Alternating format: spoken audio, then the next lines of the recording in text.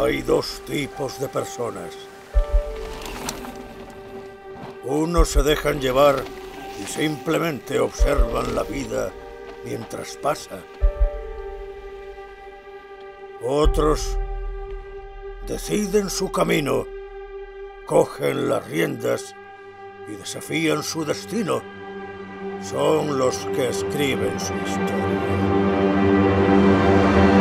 ¿Y tú, de cuál eres?